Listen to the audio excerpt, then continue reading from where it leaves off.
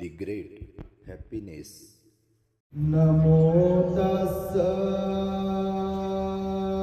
भगवतो अरहतो सम्मा संबुद्धस्स। नमो तस्स भगवतो अरहतो सम्मा संबुद्धस्स। नमो तस्स भगवतो अरहतो सम्मा संबुद्धस्स। आरोग्ये परमलाभा संतुष्टि परमं धनम्। ईसा संग परमज्ञाति निब्बानं परमं सुखम्।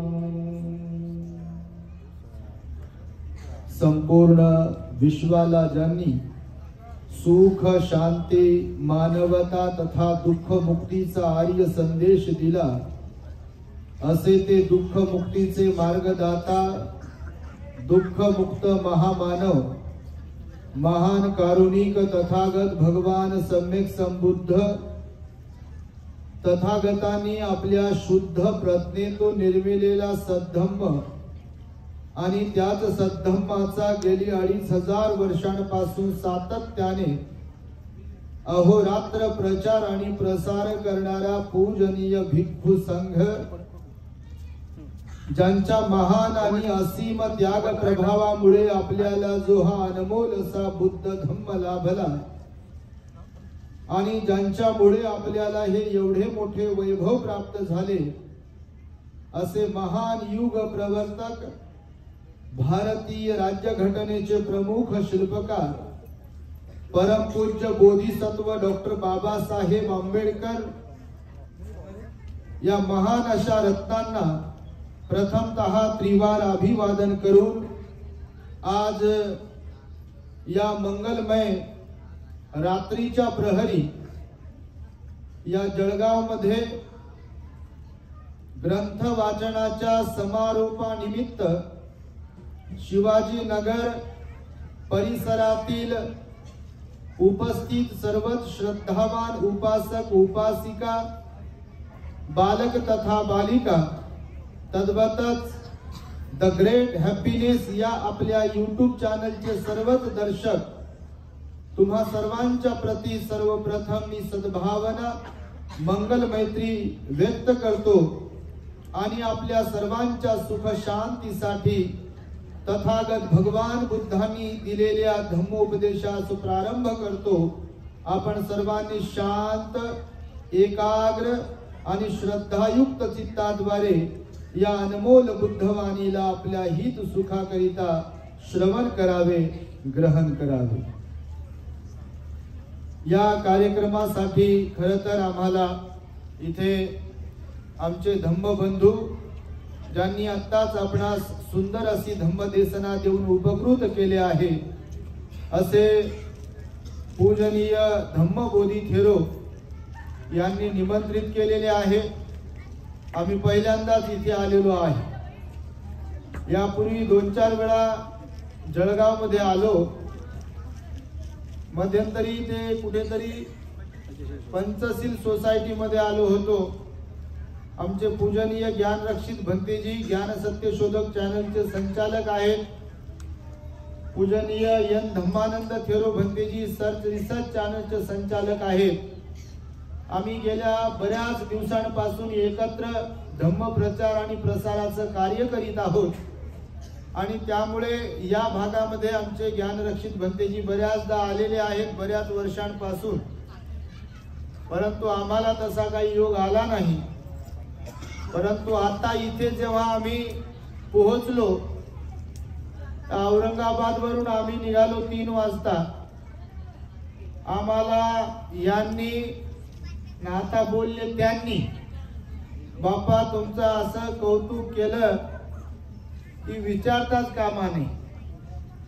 आता जसं भंतेजींनी सांगितलं, हे शिवाजीनगरचे जे लोक आहेत भंतेजी उपासक उपासिका, हे जणू काही भगवंताच्या काळात असलेल्या श्रावस्तीतले लोक आहेत असा आम्हाला तिथे अनुभव आला। ते म्हणत होते भोजन दानाचं तर काय सांगू म्हणत होते, ते 10-12 भाज्या असतात आणि काय काय असते आणि काय काय नसते। तुमची प्रशंसा करत होते, भंतेजी प्रशंसा करतात, चांगल्या मायबाप समाज असतो त्यांची प्रशंसा केली पाहिजे। तोंडावर प्रशंसा करणं वेगळे आणि माघारी प्रशंसा करणे वेगळे। जी तोंडावर प्रशंसा केली जाते त्याची गॅरंटी नसते खरी की खोटी, पण माघारी प्रशंसा होत असेल तर त्याची मात्र गॅरंटी असते। तोंडावर तर चोरालाही म्हणतील नाही हो, लोक असंच म्हणतात चोर तुम्हाला, तुमच्यासारखा सुज्ञ माणूस या जगात कोणी नाही, नाही का?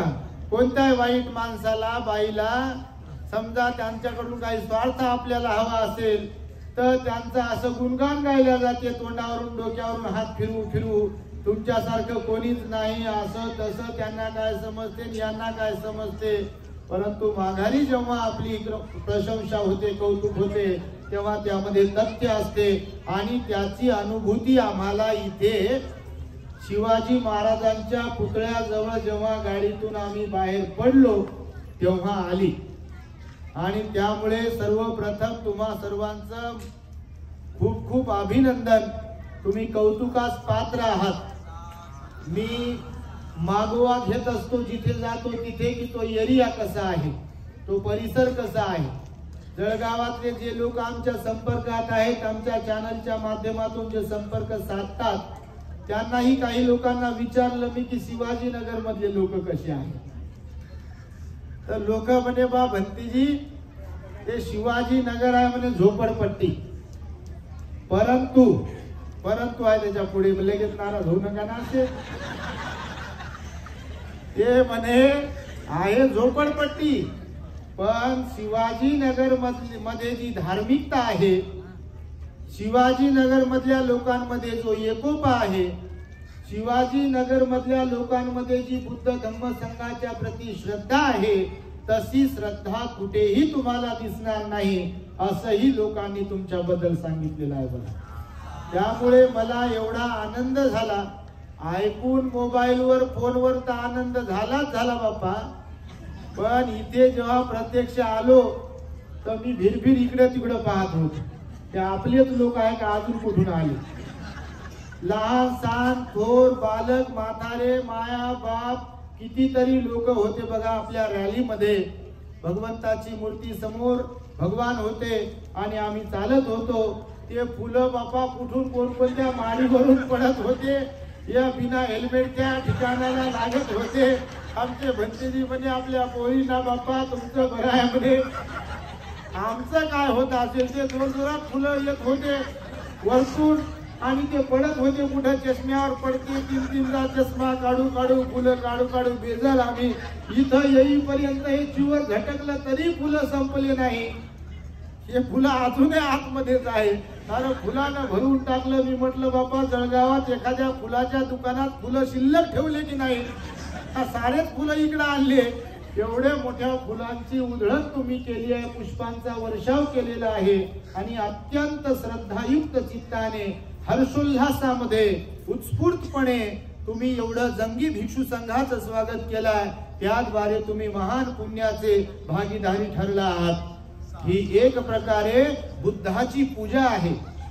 भगवान बुद्धाला जे पूजल्या जात होतं त्या काळामध्ये, तर असं आपण बौद्ध साहित्यावरून आपल्या लक्षात येईल की बुद्धाचा जो भिक्षू संघ आहे त्या भिक्षू संघामध्ये भगवान बुद्ध असतात।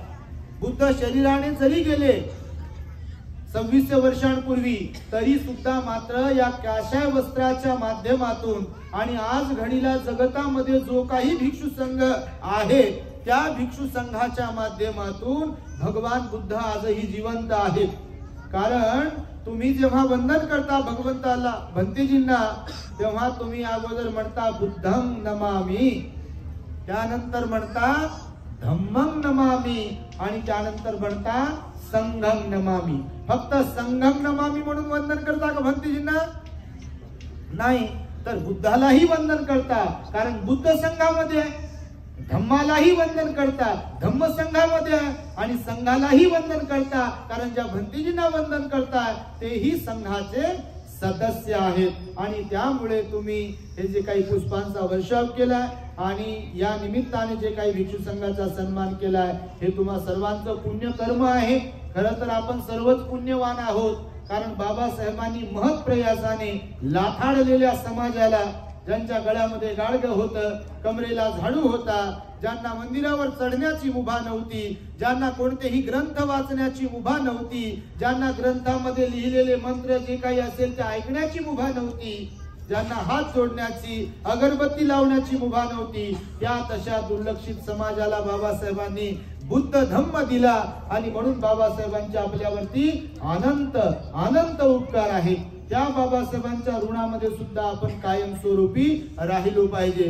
बघा, ज्यांना ग्रंथ वाचण्याची मुभा नव्हती, ग्रंथ ऐकण्याची मुभा नव्हती, तो समाज आज विहारामध्ये घराघरामध्ये बाबासाहेबांनी लिहिलेला बुद्ध आणि त्यांचा धम्म ग्रंथाचं वाचन करतो.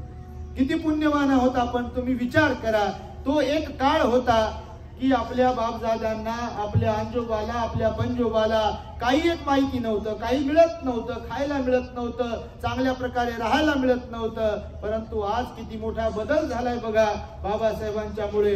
आणि त्यामुळे तुम्ही इथे जे काही ग्रंथ वाचन केलाय, ग्रंथ वाचनच केलं बाप्पा, केलं ग्रंथ वाचन. अरे वा, ग्रंथ वाचन केलं म्हणून तर परिवर्तन होत आहे. धम्मदेशनांचं आयोजन करताय म्हणून तर परिवर्तन होत आहे आणि परिवर्तन झालं पाहिजे आपल्यामध्ये. काल आम्ही परभणीमध्ये होतो, जगात जर्मनी भारतात परभणी, त्या परभणीमध्ये प्रवचन दिलं आम्ही की अहंकारामुळे समाजाचं वाटोळ होते. तुम्ही जर ऐकलं असेल तर ग्रेट हॅपीनेस या आपल्या चॅनलवरती आज आम्ही प्रवचन अपलोड केलंय परभणीचं की समाजामध्ये आज अशी परिस्थिती आहे की फारच चांगली परिस्थिती आहे असंही म्हणता येणार नाही. काम करणारे लोक मोजकेच आहेत, बिघडवणारे लोक फार जास्त आहेत. काम करणारे चांगले लोक कमी आहेत समाजामध्ये, पण समाजाला बिघडवणारे लोक जास्त आहेत. आणि त्यामुळे काम करणाऱ्या लोकांनी अजून जास्त कंबर कसून प्रामाणिकपणे इमानी इतबारे बुद्ध धम्म संघावर श्रद्धा ठेवून हे काम केलं पाहिजे. विशेषतः तरुणांनी हे काम केलं पाहिजे. आमचे भंतेजी सांगत होते, भंतेजी आम्ही अनेक वर्षापासून इथे येतो, 100-150 तरुणांचा ग्रुप आहे इथे. मुलंही चांगले आहेत, मुलीही चांगले आहेत, धार्मिक आहेत, श्रामणेर बनतात, काय काय ते भंतेजींनी सांगितलं. ही मोठी जमेची बाजू आहे. आपल्या जीवनामध्ये जर काय महत्वाचं असेल तर बघा, 19-20 गोष्टी प्रत्येकाच्या जीवनामध्ये घडत असतात. भगवंताने वैविध्यपूर्ण धम्म सांगितलेला आहे, शिकवलेला आहे. कितीतरी उदाहरणं भगवंताने सांगितले. भगवान श्रावस्तीमध्ये बराच काळ राहिले, राजगृहाला भगवान बुद्ध राहिले, कोसंबीला भगवान राहिले, सारनाथला राहिले, वेगवेगळ्या ठिकाणी भगवान राहिले आणि तिथे भगवंताने उपदेश दिला. काही लोक भिक्षू बनायचे, काही लोक उपासक बनायचे. आणि त्यामुळे एकदा असंच बघा, भगवान राहत होते वेळुवनातील कलंदक निवासामध्ये. तुम्ही वेळुवन ऐकलं असेल. राजा बिंबिसाराने भगवंताला ज्ञान प्राप्तीनंतर जेव्हा भगवान राजगृहाला आले होते सर्वप्रथम, तेव्हा बिंबिसार राजाने भगवंताला वास्तव्य करण्यासाठी वेळुवनाचं दान दिलं होतं. आणि त्या वेळुवनामध्ये कलंदक निवास एक सुंदर असं भगवंताला बांधून दिलं होतं. जसं सारनाथला राहत असताना भगवान बुद्ध मुलगंध कुटीमध्ये राहत होते, त्यानंतर श्रावस्तीमध्ये राहत असताना बघा भगवान मुलगंध कुटीमध्ये राहत होते. तुम्ही जर कधी गेलात बुद्धगयेच्या टूर मध्ये तर एवढी सुंदर अशी बघा तिथे मानसिकता आपली तयार होते. आम्ही नेहमीच बुद्धगयेला जातो, आता बुद्धगयेला जाऊन आलो आम्ही. जेव्हा बुद्धगयेला जातो तेव्हा असं वाटतं की भगवान बुद्धांचं आपण दर्शन घेत आहोत. आणि त्यामुळे राजगृहामध्ये भगवान बराच काळ राहिले. देवदत्ताच्या बद्दल तुम्हाला माहिती असेल, देवदत्त सुद्धा भगवंताच्या सोबत राजगृहाला राहत होता. द्रुदकुट पर्वतावरून त्याने भगवंताला मारण्या हेतू दगड फेकला होता. तर भगवान जेव्हा वेळुवनामध्ये कलंदक निवासामध्ये राहत होते तर भगवंताच्या सोबत धम्म सेनापती सारीपुत्त देखील राहत होते. त्यानंतर भिक्खू महाचुंद हे देखील राहत होते आणि त्यानंतर भिक्खू छन्न हे देखील राहत होते. म्हणजे 3 भिक्खू सोबत राहत होते. हे अत्यंत विद्वान प्रकांड पंडित होते, सिलवान होते, विनयधारी होते. सारीपुत्ताबद्दल आता बघा 26 नोव्हेंबरला सांचीला एक महोत्सव साजरा केला जातो बघा. सांची माहिती आहे तुम्हाला? भोपाळ जवळ सांची जी आहे त्या सांचीला एक महोत्सव आहे. दरवर्षी तो महोत्सव भरतो आणि तिथे सारीपुत्ताच्या महामोगलांच्या ज्या अस्थी तिथे सापडल्या होत्या सांचीला त्या दर्शनार्थ ठेवल्या जातात. तर आता 26 नोव्हेंबरला तो प्रोग्राम आहे. तर ते सारीपुत्त ज्यांची प्रज्ञा प्रचंड प्रमाणात होती, भगवान बुद्धांचं वय जेव्हा झालं होतं 80 वर्षाचं, तेव्हा भगवान बुद्ध बोलता बोलता जर कधी थकायचं त्यांचं शरीर, तर एखादा विषय सुरू असेल सांगण्यासाठीचा, तर भगवान बुद्ध सारीपुत्ताला म्हणायचे की सारीपुत्त, हा जो विषय आहे, हा जो उपदेश आहे, पुढे तुम्ही कंटिन्यू करा. एवढी प्रज्ञा होती सारीपुत्तांची. तर सारीपुत्त सुद्धा तिथे वेळुवणामध्ये भगवंतासोबत राहत होते आणि छन्न भंतेजी आणि महाचुंद भंतेजी सुद्धा राहत होते. तर असंच राहत असताना बघा एकदा सारीपुत्त भंतेजी आणि महाचंद भंतेजी त्या छन्न भंतेजीच्या कुटीमध्ये गेले आणि तिथे बसलेले असताना त्यांच्या लक्षात आलं की छन्न भंतेजी आजारी आहेत. छन्न भंतेजी एवढे आजारी होते खरोखर की त्यांना उठलेलं बसता येत नव्हतं, बसलेलं उठता येत नव्हतं, उभं राहता येत नव्हतं, हलता डुलता येत नव्हतं. त्यांना प्रचंड वेदना होत होत्या. तेव्हा सारीपुत्त भंतेजींनी विचारलं त्यांना की भंते, छन्न, आपल्याला जास्त त्रास होतो आहे का? आपल्याला काय होत आहे? तेव्हा छन्न भंतेजींनी सांगितलं की भंते सारीपुत्त, मला वाताचा खूप जास्त त्रास होतो आहे. मला असं वाटत आहे की जणू काही कोणीतरी माझ्या डोक्यावरती प्रहार करत आहे तलवारीने. एवढा प्रचंड असहाय्य त्रास मला होतो आहे आणि त्यामुळे माझ्या मनामध्ये विचार निर्माण होत आहे की मी आत्महत्या केली पाहिजे. आणि ते असं सारीपुत्त भंतेजींना सांगतात. सारीपुत्त भंतेजी त्यांना समजून सांगतात की आयुष्मान छन्न, असा विचार तुम्ही करू नका की तुम्ही आत्महत्या केली पाहिजे. जीवन अनमोल आहे. आत्महत्या करून काय प्राप्त होणार आहे? आज दुःख आहे ते दुःख उद्या कमी होऊ शकते आणि त्यामुळे तुम्ही अशा विचारात राहू नका की मीच दुःखी आहे, मला त्रास होतो आहे. जीवन हे परिवर्तनशील आहे. दुःख कुणाला नाही, त्रास कुणाला होत नाही. शारीरिक मानसिक त्रास प्रत्येकाला इथे होतो आणि त्यामुळे तुम्ही असे खचून जाऊ नका. आत्महत्येचा विचार करू नका. तुम्ही बुद्धानुसती करा, तुम्ही धम्मानुसती करा, तुम्ही संघानुसती करा. अशा प्रकारचा सारीपुत्त भंतेजी त्यांना उपदेश देत असतात. परंतु छन्न भंतेजी पुन्हा पुन्हा सारीपुत्त भंतेजीला सांगतात, भंते, मला खूप त्रास होतो आहे. मी तो सांगू शकत नाही की जणू काही 2 बलवान व्यक्तीने, मनुष्याने एखाद्या क्रूश व्यक्तीला जाळामध्ये पकडून धरावं, अगदी तसा मला त्रास होतो आहे. माझं शरीर आतून सर्व भाजत आहे, मला प्रचंड त्रास होतो आहे, म्हणून आत्महत्येचा विचार येतो आहे. असा वार्तालाप त्यांचा चाललेला होता. आणि नंतर मग सारीपुत्त भंतेजी, महाचुंद भंतेजी तिथून मग चर्चा करून निघून गेले भगवंताकडे. आणि थोड्या वेळाने छन्न भंतेजींनी बघा आत्महत्या केली होती. वेळुवनामध्ये भगवान राहत होते तेव्हा भगवंताने सांगितलं, भिक्खू भिक्खुणी, उपासक उपासिका ह्या वेगवेगळ्या प्रकारच्या असतात. कोणी श्रद्धावान, कोणी अश्रद्धावान असतात, कोणी धार्मिक असतात, कोणी अधार्मिक असतात, कोणी आचरणिक असतात, कोणी आचरणिक नसतात. कुणाचं आचरण फार चांगला असते, कुणाचं आचरण कमी असते, कुणाचा स्वभाव फार चांगला असतो, कुणाचा कमी चांगला असतो आणि कुणाचा कुरूप असतो. स्वभावाचे सुद्धा वेगवेगळे प्रकार सांगितले इथे भगवंताने. आणि त्यामुळे छन्न भंतेजींनी शेवटी त्यांना जो काही त्रास होत होता आजाराचा, त्याला कंटाळून त्यांनी आत्महत्या केली. भगवंताकडे सांगितलं सारीपुत्त भंतेजींनी, भगवान अशा अशा प्रकारचं झालेलं आहे.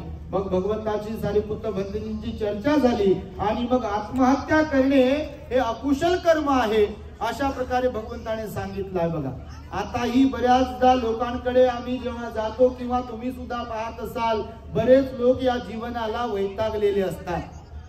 कोण कोणामुळे वैतागेल हे काही सांगता येत नाही. बघा लोक वरवर करणी जरी चांगले दिसत असले तरी त्यांच्या मनामध्ये मात्र असा कोलाहल सुरू असतो, झगडा सुरू असतो.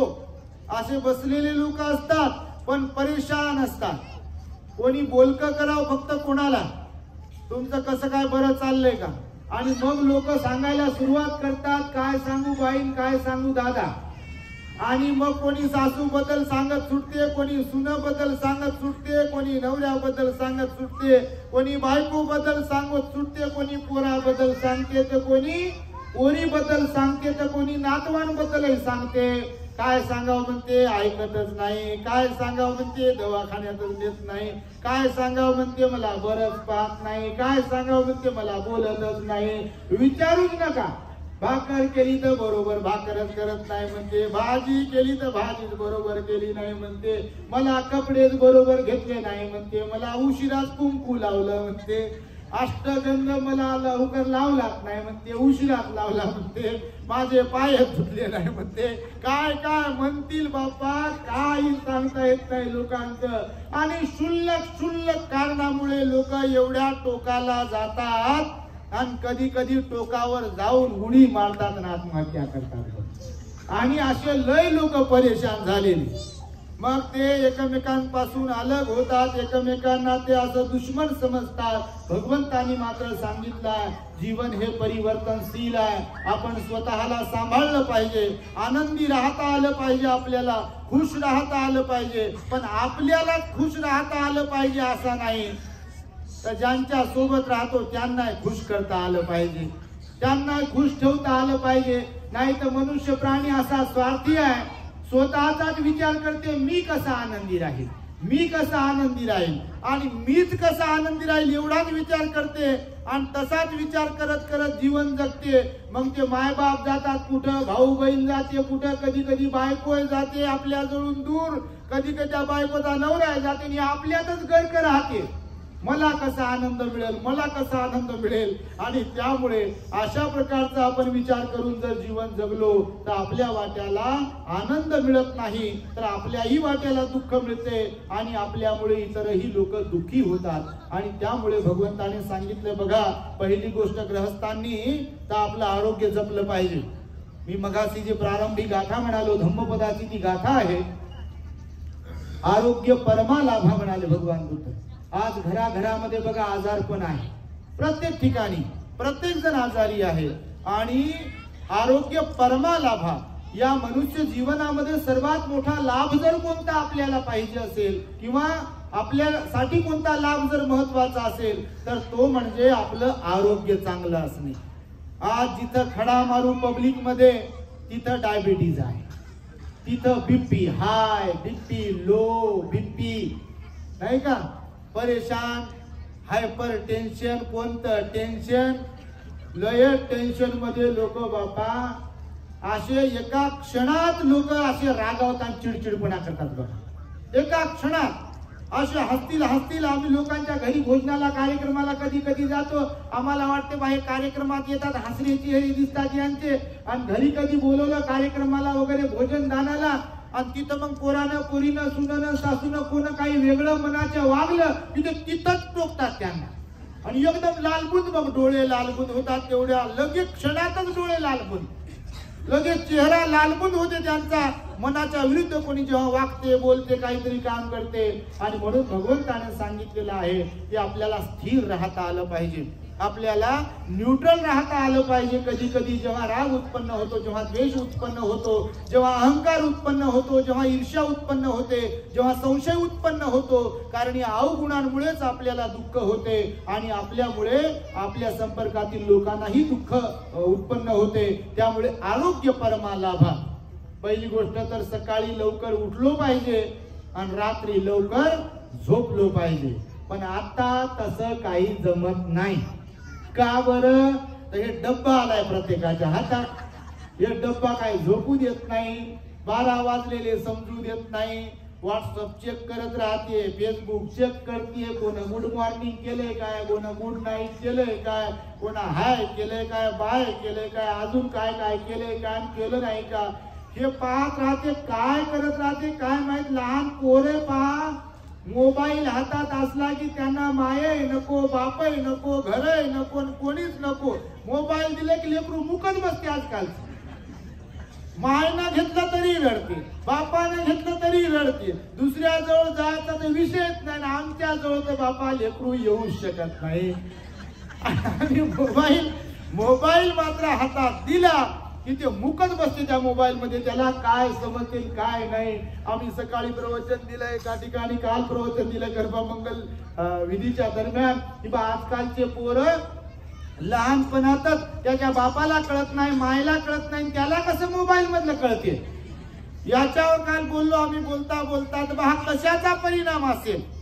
हे टीव्हीवर बरोबर कार्टूनचं कोणतं बटन आहे हे कसं पोराला कळते, चॅनलचं बटन कोणतं काय हे कसं कळते, ऑन ऑफचं बटन कसं कळते, हा कशाचा परिणाम असेल याच्याबद्दल थोडंसं आम्ही संशोधन वगैरे करत असतो, अशी चर्चा करतो. तर तो परिणाम असतो मायबाप टीव्हीला बिलगलेले आणि मोबाईल मध्ये गर्क असलेले.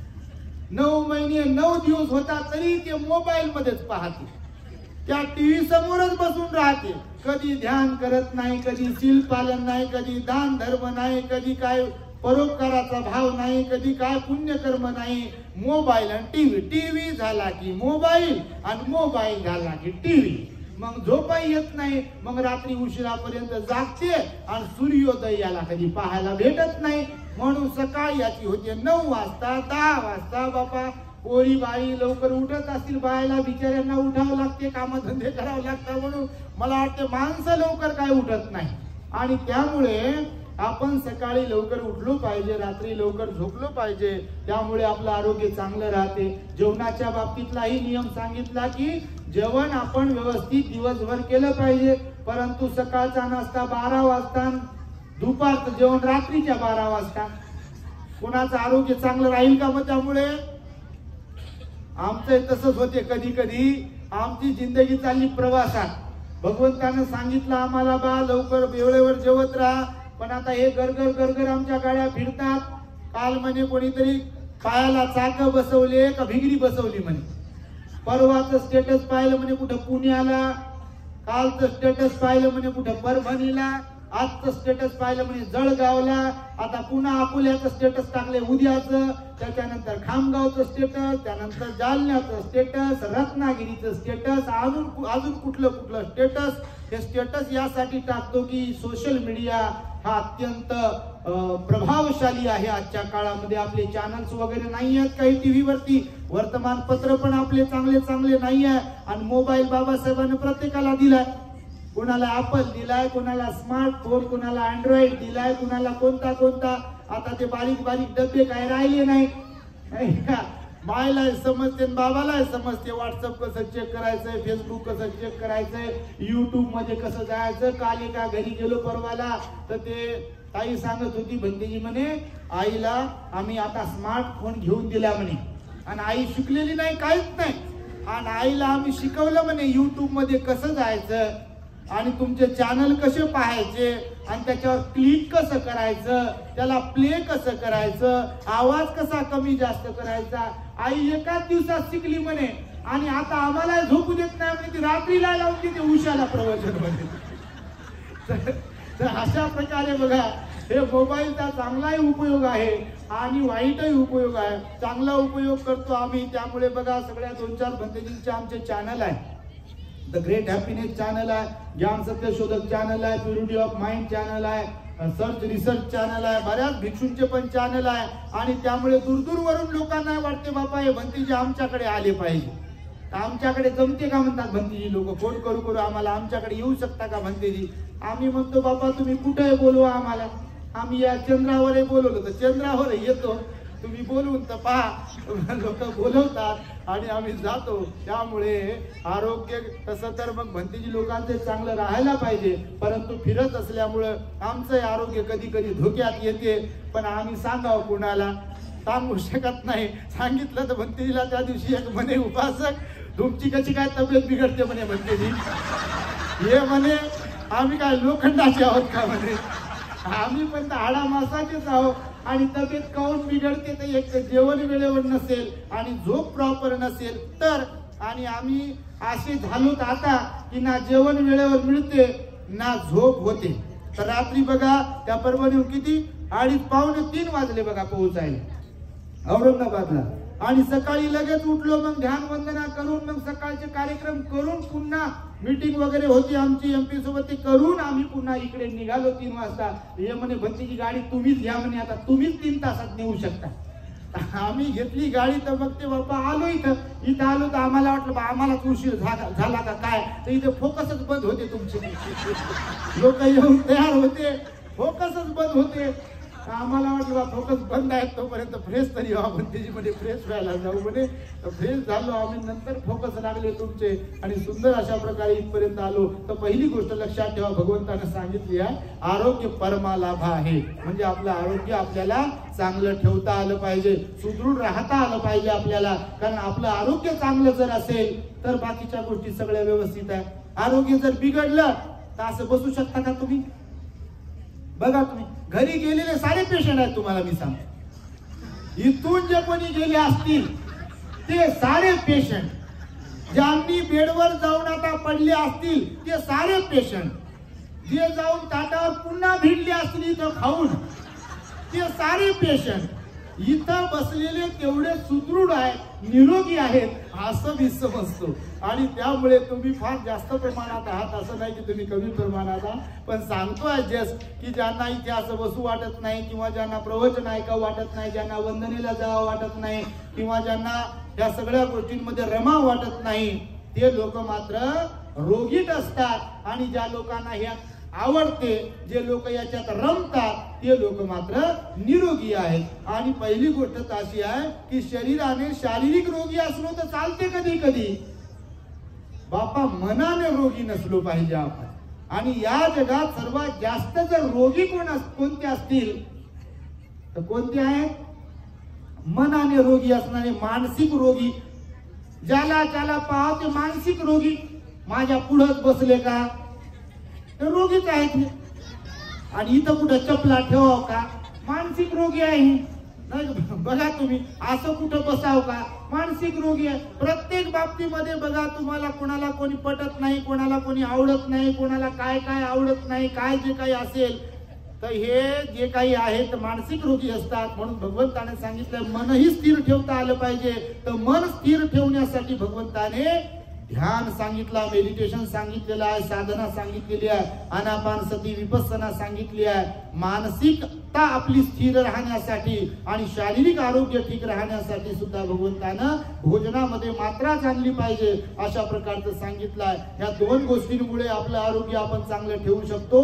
एक तर भोजन कधी, कोणतं, काय करायचंय, किती करायचं आहे हे आपल्याला समजलं पाहिजे. आणि दुसरी गोष्ट आपल्याला झोपायचंय कधी, उठायचंय कधी हे समजलं पाहिजे. आणि हे जर समजलं नाही, काय खायचं, किती खायचंय, आणि कधी झोपायचं, कधी उठायचंय, ही शुल्लक गोष्ट ज्याला समजत नाही त्याचं आरोग्य धोक्यात येते. आणि म्हणून भगवान बुद्धाने सांगितलंय पहिली गोष्ट लक्षात ठेवली पाहिजे की आरोग्य परमालाभा, म्हणजे सर्वश्रेष्ठ असा लाभ जर या मनुष्य जीवनामध्ये कोणता असेल तर तो म्हणजे आपलं आरोग्य चांगलं असणे.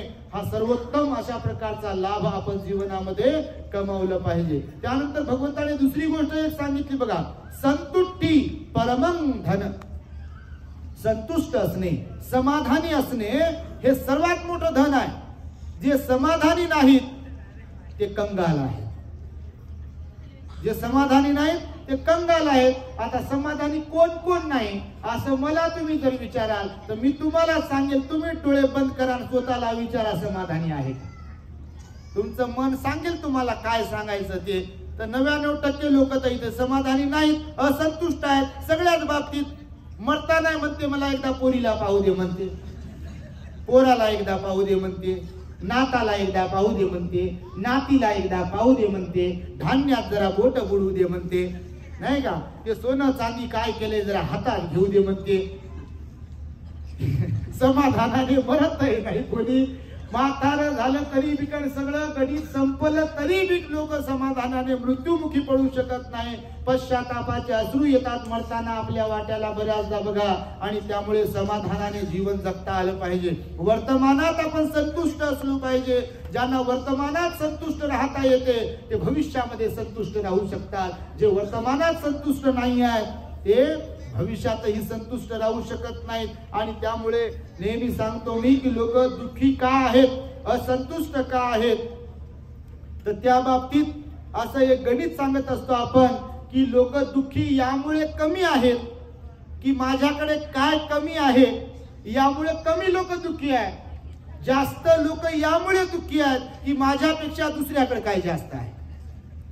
बघा तुम्ही, आपल्या घरापेक्षा कोण चांगलं घर बनवा, हालाकी आपल्याला आपलं घर आहे, आपण त्या घरात नांदतोय राहतोय, परंतु आपल्यापेक्षा भारी आपल्या समोर कोण घर बनवलं आणि त्यातल्या त्यात आपल्याला कोण विचारलं किंवा त्या समोरच्या घरवाल्याचं कौतुक आपल्या समोर कोण केलंच चुकून, तर आपलं तोंड लगेच असं बाजूला होते, राईट घेते नाही तर लेफ्ट घेते, फुगवते, मग डोळे बंद करते, मिचवते, त्यांचं काय सांगता म्हणते तुम्हाला माहित आहे का, 2 नंबरचा पैसा आणला म्हणते, 3 नंबरचा पैसा।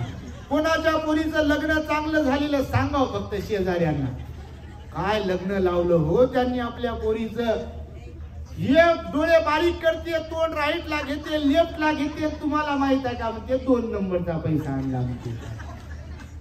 याला कोणाचंही कौतुक करायच्या समोर हे आपलं तोंड राईटला लेफ्टला वळवते, डोळे बारीक करते, मिटवते, त्यांचं काय खरं आहे म्हणते। याला कुणाचं कौतुक सहन होत नाही आणि हे कोणाचं कौतुक करू शकत नाही। असे काही लोक असतात बघा की एकटा आपण कोणाचं कौतुक करत नाही आणि दुसऱ्याने कोण तिसऱ्याचं कौतुक केलं तर ते आवडत नाही। तुम्हाला लय अनुभव असेल याचा, कौतुक आपलं कोणी केलं नाही की आपलं बारीक तोंड राहत, कोण काही करावं भावानं, बहिणीनं, मायनं, बापानं, आणि आपण या इकडं असं ते घालून गळ्यात, कानात, नाकात, हातात, पायात, अंगावर, आणि आपल्याला कोणच विचारू नये। काय होते मग, असंतुष्टपणा येते आणि असंतुष्टपणा आपल्याला दुःख देते। आणि म्हणून भगवंताने सांगितलंय की सर्वात मोठं धन कोणतं आहे, तर संतुष्ट असणे हे सर्वात मोठं धन आहे। म्हणून आपण संतुष्ट असलो पाहिजे।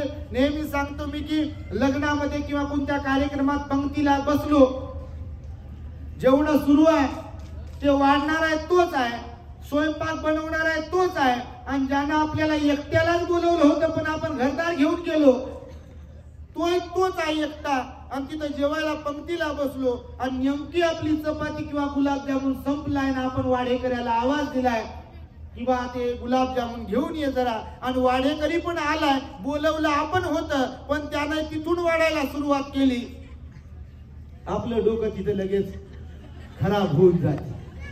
ते गुलाबजामुन खाऊ नाही होतात पण हे घरी येईपर्यंत विसरत नाही मी बोलवलं होतं म्हणते, आणि मला टाकायचं सोडून त्या अगोदर बाकीच्यांना टाकत आलंय म्हणते। म्हणजे काय खाल्लंय, किती खाल्लंय, दाबून खाल्लंय, दोघा तिघांचं यानच खाल्लंय हे विसरून जाते, पण मला उशिरा टाकलं म्हणते, त्याच्यामध्ये हे असंतुष्ट राहते। किंवा आपल्या ताटावर कमी लक्ष आणि दुसऱ्याच्या ताटावर भिरभिर लक्ष, इकडं पाहते, तिकडं पाहते, पुढं पाहते, पुन्हा इकडं, पुन्हा तिकडं, दुसऱ्याकडे पाहण्यातच जिंदगी चालली, बहिर्मुखीच बहिर्मुखी, म्हणून माणसं दुःखी आहेत बघा। भगवंताने सांगितलं की स्वतःवरती लक्ष केंद्रित करावं, आपण स्वतःवर लक्ष केंद्रित केलं पाहिजे। आपण काय करतोय, काय बोलतोय, कसं वागतोय, कसं राहतोय, हे याच्याबद्दल आपण विचार केला पाहिजे। पण मनुष्य प्राणी असा आहे की तो बहिर्मुखी आहे, अंतर्मुखी बनण्यासाठीची कला भगवंताने शिकवली आहे। त्यामुळे भगवान बुद्ध म्हणाले मनुष्याने संतुष्ट राहणे हे त्याच्यासाठी सर्वात मोठं धन आहे, म्हणून संतुष्टी परमं धन। त्यानंतर भगवान बुद्ध तिसरी गोष्ट सांगताना म्हणाले बघा, इस्सा सं परमन्याती, इस्सा सं परमन्याती। इस्सा सं परमन्याती म्हणजे या जगामध्ये सर्वोत्कृष्ट, सर्वोत्तम, सर्वश्रेष्ठ नातं जर कोणतं असेल तर ते म्हणजे विश्वासाचं नातं। आज या जगामध्ये नवरा बायको, माय बाप, कुटुंबिक कौटुंबिक कलह जे काही वाढतायत त्यामध्ये प्रामुख्याने जर कोणतं कारण असेल तर ते म्हणजे अविश्वास। जर पती पत्नीमध्ये विश्वास नसेल, जर मायबाप लेकरं आणि यांच्यामध्ये विश्वास नसेल किंवा आपल्या लोकांवर आपला विश्वास नसेल तर आपली माणसं आपल्याला परकी वाटतात आणि कधी कधी परकी माणसं आपल्याला आपली वाटतात. आणि त्यामुळे भगवान बुद्ध म्हणाले या जगात सर्वात मोठं नातं विश्वासाचं नातं आहे. विश्वास संपादन करता आला पाहिजे, विश्वास निर्माण करता आला पाहिजे, विश्वास टिकवता आला पाहिजे, विश्वास आपल्याला जोपासता आला पाहिजे. विश्वासावरतीच ही दुनिया चालली आहे. बुद्ध 2600 वर्षांपूर्वी इथे जन्मास आले. आपण पाहिलं का भगवंताला? प्रत्यक्ष पाहिलं का आपण? कोणीतरी नाही पाहिलं, पण त्यांचा धम्म भिक्षू संघाच्या माध्यमातून आतापर्यंत आहे ना.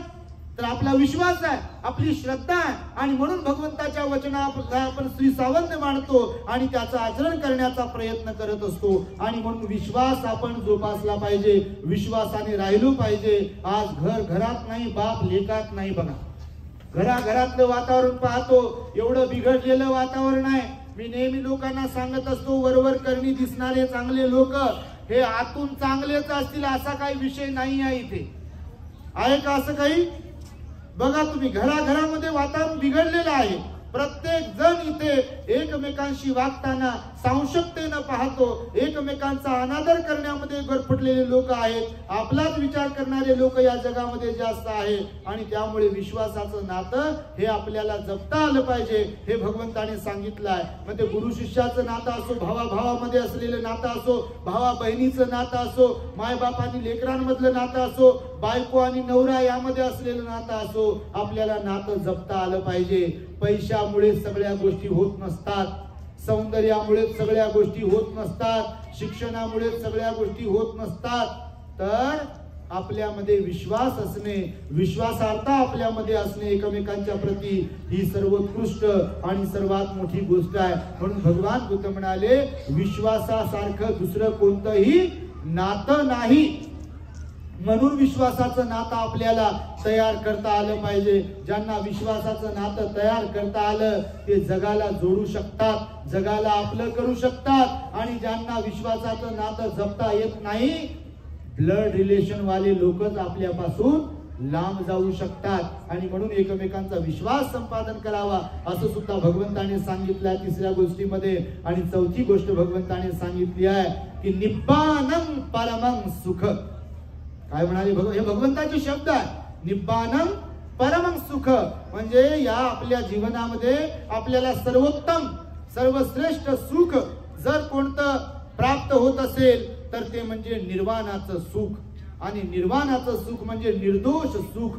आपलं मन हे निर्दोष बनवता आलं पाहिजे. आपल्याला मनामध्ये मळ जो आहे तो आपल्याला काढून टाकता आला पाहिजे. कोणता मळ आहे मनामध्ये? रागा, दोषा आणि मोहा या 3 गोष्टीचा मळ आपल्या प्रत्येकाच्या मनात असतो आणि म्हणून आपण दुःखी असतो. हा 3ही प्रकारचा मळ काढून टाकणे त्याला निर्वाणाची अवस्था म्हटलेला आहे. आणि ती निर्वाणाची अवस्था प्राप्त करणे हे मानवी जीवनाचं अंतिम ध्येय असावं असा भगवान बुद्धांचा उपदेश आहे. आणि त्यामुळे आपण इथे मोठ्या संख्येने उपस्थित राहता या भगवंताच्या उपदेशाला आपण आचरणात आणायला पाहिजे. मी मगाशी प्रारंभी जी तुम्हाला कथा सांगितली की भगवान वेळुवनामध्ये राहत होते, कलंदक निवासामध्ये राहत होते, तिथे महाचुंद भंतेजी राहत होते, सारीपुत्त भंतेजी आणि छन्न भंतेजी राहत होते. आणि छन्न भंतेजींनी आत्महत्या केली आजारामुळे किंवा त्रास होत होता त्यांना प्रचंड जास्त. आणि त्यामुळे आपण अशा प्रकारचं कधीही मनस्ताप करत बसू नये, टेन्शन मध्ये आपण कोणते निर्णय घेऊ नये, कारण टेन्शन कोणाच्या वाट्याला नाही.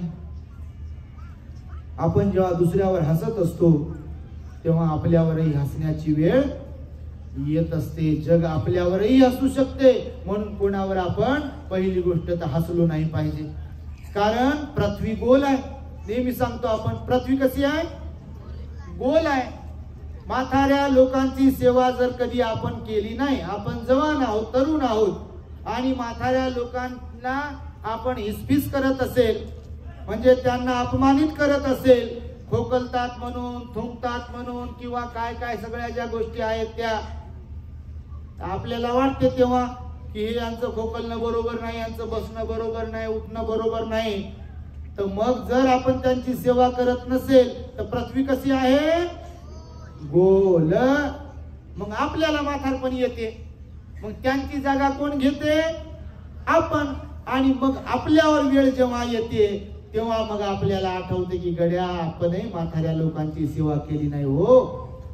मग आपण पोरांना इंग्रजी शाळेमध्ये टाकलेलं होतं काय, किंवा लयच मोठ्या लाखभराचा क्लासेस जॉईन करून दिला होता काय, आणि पोराला इंजिनियर बनवलं काय, डॉक्टर बनवलं काय, पायलट बनवलं काय, अजून काय काय बनवलंय काय, आणि प्रत्येक पोराच्या नावाने किती फ्लॅट घेऊन दिलेत, प्लॉट घेऊन दिलेत आणि बंगले बांधून दिलेत काय.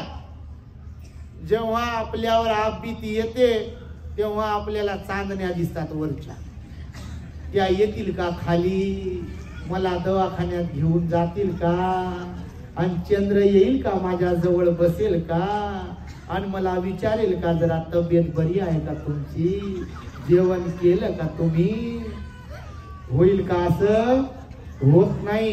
हे मी सांगतोय तुम्हाला, हसण्यावर घेऊ नका, याच्यामध्ये गहन उपदेश आहे. भगवंताने सांगितलेलं आहे की आपण जेव्हा आपले हातपाय चांगले असतात तेव्हा आपण इतरांचे झालो पाहिजे की नाही, झालो पाहिजे की नाही. बापा आपण जर इतरांचे झालो तर वेळ आल्यावर आपले लोक होतील, आणि आपण कोणाचंच व्हायचं नाही. आपण आपली टेक गाजवायची, आपण आपल्याच आविर्भावात राहायचं, आपण आपलीच शेकी मिरवायची. छाती फुगू फुगू, छाती फुगू फुगू चालायचं, बसायचं, उठायचं. मेरे जैसा कोई नाही, मुझे कोण क्या करता है ना, असं तशान गोष्टी बापा पुढ्यात सोडायचे काम जर आपण केले की मग एक वेळ अशी येते की आपल्याला कुत्रही विचारत नाही. कारण आपण कोणाचे झालेलं नसतो. याला नाव ठेव, त्याला नाव ठेव, आणि मला खुर्ची पाहिजे, मला असं पाहिजे, मला तसं पाहिजे, मला काय असं समजता का, आणि माझा बंगला पाहिला का तुम्ही, मला माझा LED पाहिला का तुम्ही, माझा LCD पाहिला का तुम्ही, आणि माझ्या पोराचा पगार पाहिला का तुम्ही, त्याचं पॅकेज पाहिलं का तुम्ही. यांच्या कोणत्याच कामाचं पॅकेज नाही, आणि नुसतं तोंड भरू भरू कौतुक करते. त्या दिवशी एका आईला विचारलं, आईच सांगत होती बाबा, लय लोक सांगतात काय काय, तर त्या आई म्हणे भंतेजी तिन्ही लेकरांना शिकवलं म्हणे, आणि लय शिकवलं म्हणे, तिन्ही पोर. म्हटलं पोरं काय करतात, तर एक पोरगा म्हणे डॉक्टर MD केले म्हणे भंतेजी, त्याला MBBS MD केलं म्हणे त्याला. दुसरा पोरगा काय करते, तर दुसरा पोरगा क्लास 1 ऑफिसर आहे म्हणे भंतेजी, PWD मध्ये काहीतरी. तिसरा पोरगा काय, तर महापालिकेमध्ये क्लास 1 ऑफिसर आहे म्हणे. मी म्हटलं बापा आता तुम्ही कुठं राहता, तर आम्ही गावाकडेच राहतो म्हणे भंती. आणि सुनबाई लेकरं कुठं राहतात, तर ते म्हणे भंतीजी आता ते गेले म्हणे, उडाले म्हणे, पंख फुटले त्यांना. तर त्यांना मी म्हटलं बा मग त्यांचं कौतुक करून उपयोग आहे का तुमचा काही. आता तुमचं इथं जर बटन दबलं तर मौतीला येणं होईल की नाही, त्यांचं काय खरं आहे. काल एक आई ते वारली बघा महिन्यापूर्वी, एक ते पाहुणे सांगतात, चर्चा करत होते म्हणे भंतीजी पोरासारखा पोरगा लय शिकवला म्हणे, मोठं केलं त्याला, 2 पोरं, आणि त्या पोराची माय मेली म्हातारी होऊन, आणि त्याला मायच्या मौतीला यायला भेटलं नाही. आता मला सांगा, असं म्हणत नाही आपण की शिकवू नये. कोणत्याही माय बापाला वाटते बापा लयच शिकाव, बायको चांगली भेटाव पोराला, आपल्या पोरीला नवरा चांगला भेटाव. आता विचार फारच चांगला आहे, पण तसा विचार करत असताना त्यांना लहानपणापासून जर संस्कार चांगले दिले तर ते आपल्या कामी पडू शकतात. पण ATM मशीन सारखी लेकरं जर नुसतेच शिकवले आणि तोंड भरून लयच कौतुक, आमच्या पोरीसारखी कोणती पोरगीच नाही, सोयरिकीच्या वेळेला आमच्या पोरासारखा कोणता पोरगाच नाही, आणि मग 5-6 महिन्यानं काय काय होते ते विचारा, मग काय झालं ते, मग बारीक तोंड करते. आणि लग्न लावताना, लग्न लावल्यावर म्हणते आमच्यासारखं कोणाचं लग्न लागलं नाही ना, असं नाही तसं नाही, पोरासारखा पोरगा नाही. नंतर काय काय झालं ते मग घराच्या बाहेरही पडत नाही कोणाला सांगायला. तर म्हणून हे मी यासाठी म्हणून सांगतोय तुम्हाला की जिवंत आहात तोपर्यंत सर्वांना विचारा, सर्वांशी प्रेमाने वागा, सर्वांशी आपुलकीनं वागा. जीवन क्षणभंगूर आहे, भगवान बुद्ध म्हणाले. इथे कुणाचाही भरोसा नाहीये. आपण जरी असे दिसत असलो तरी आपण कधीही जाऊ शकतो आणि कोणीही जाऊ शकते, असा काही विषय नाही. कोणीही जाऊ शकते इथे. आणि त्यामुळे जोपर्यंत आपण आहोत या जगतामध्ये तोपर्यंत आपण सगळ्यांचे झालो पाहिजे, सगळ्यांशी प्रेमाने वागलो पाहिजे, चहा पाणी दिलं पाहिजे, सगळ्यांना भाकरीचं विचारलं पाहिजे, सोबत ठेवलं पाहिजे, समजून घेतलं पाहिजे, समजून सांगितलं पाहिजे. नाही तर आर्य म्हटलं की कार्य म्हणत राहायचं आणि बस त्या कोंबड्यासारखी झुंड करत राहायचं, नुसते भांडणच भांडणं. आणि त्यामुळे टेन्शन मध्ये येऊन कोणत्याही प्रकारचे निर्णय घेऊ नये.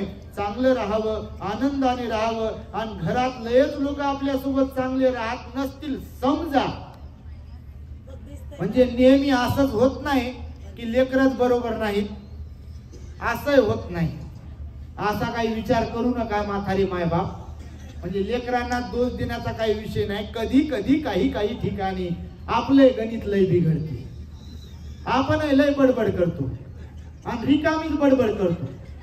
आपल्याला आपल्या गौऱ्या जायला आल्या तरी वाटते सुननं माझ्याच मनासारखं वागा, त्या लेकाने माझ्याच मनासारखं वागा, आणि मी जे निर्णय घेईल तोच निर्णय शेवटचा राहू.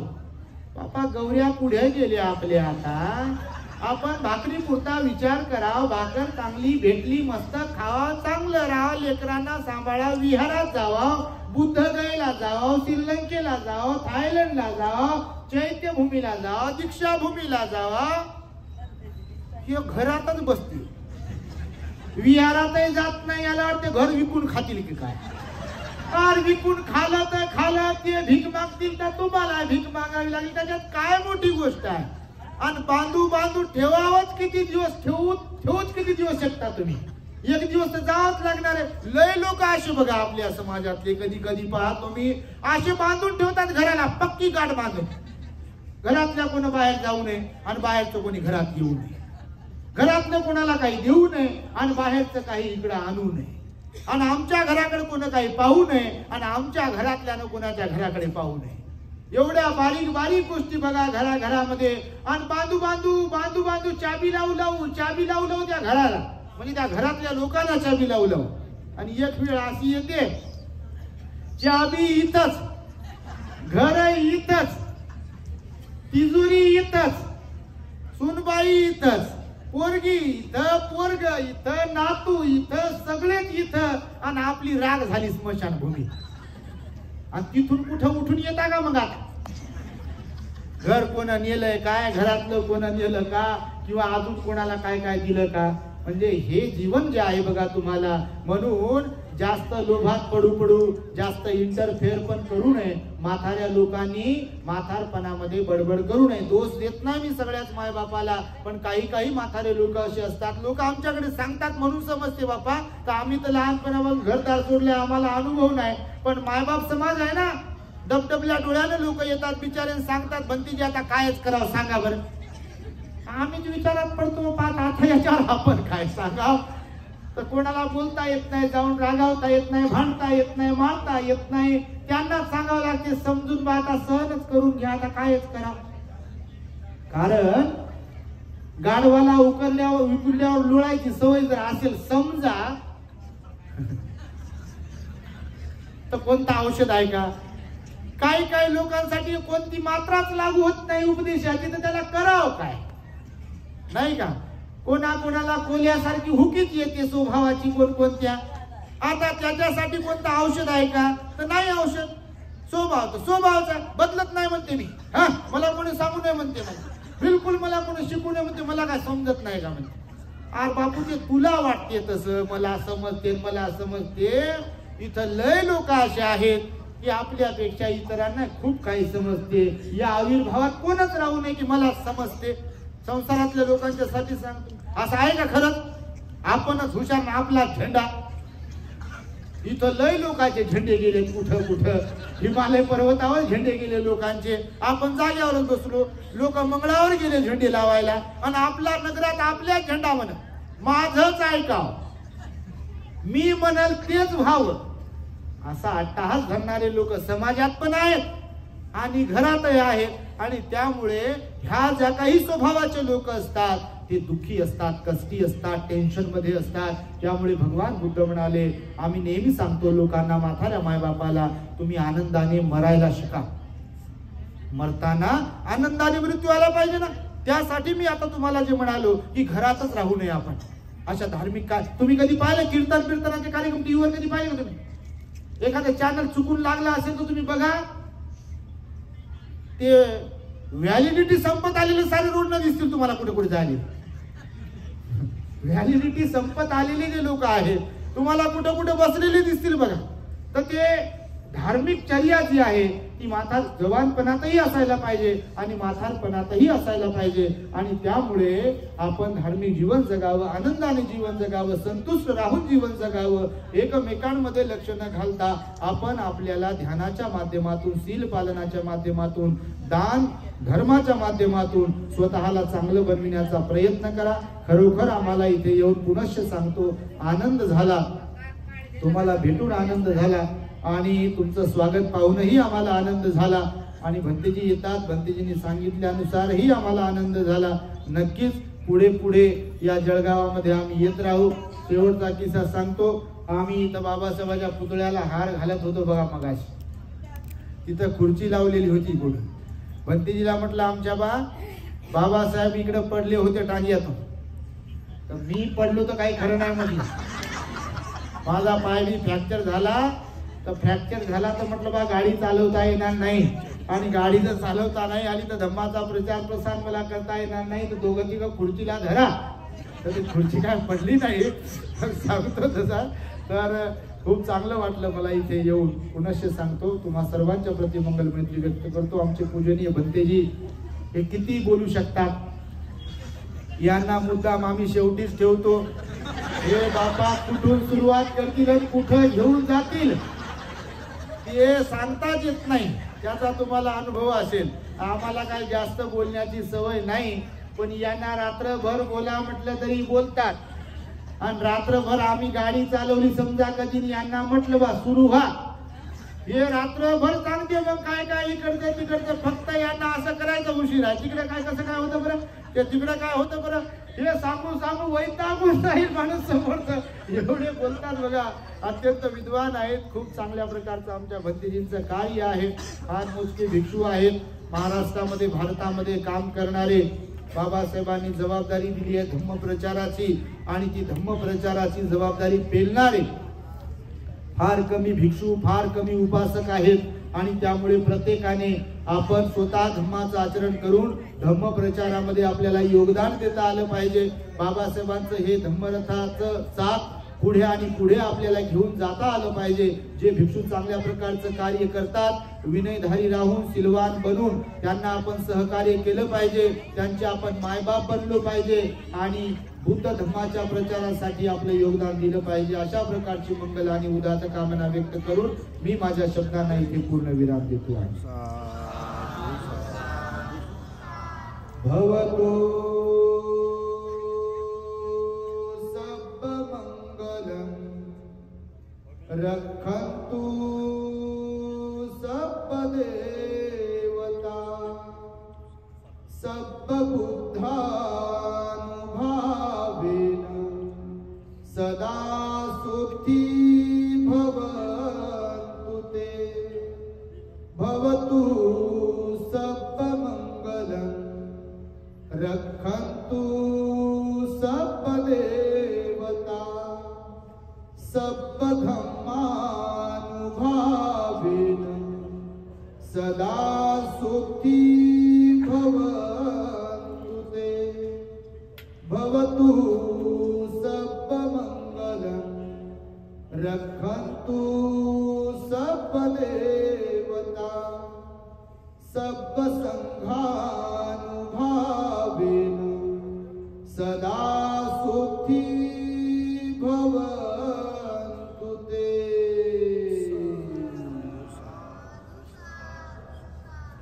बुद्धं नमामि, धम्मं नमामि, संघं